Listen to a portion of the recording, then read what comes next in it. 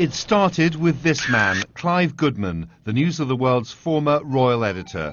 He was jailed in 2007 for illegally listening to phone messages. Also jailed was Glenn Mulcair, a private investigator on the News of the World's payroll, who's thought to have helped Goodman do the actual hacking into voicemail messages.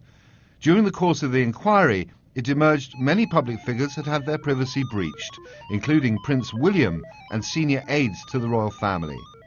This year, one of them, former Deputy Prime Minister Lord Prescott, called for a judicial review of the Metropolitan Police for not disclosing information found on him and other MPs, and he demanded a reopening of the investigation.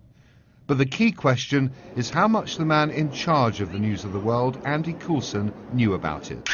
He was the editor of the newspaper during Goodman's tenure, and on the very same day Goodman was jailed, he was appointed the Conservative Party's head of communications.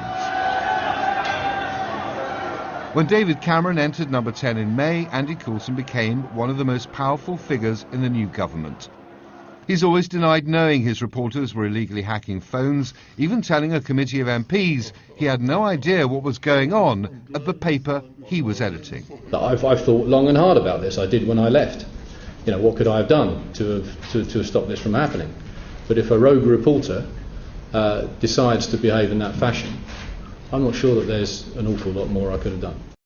In a statement, Downing Street said Andy Coulson voluntarily attended a meeting with Metropolitan Police officers on Thursday morning at a solicitor's office in London. Mr. Coulson, who first offered to meet the police 2 months ago, was interviewed as a witness and was not cautioned or arrested.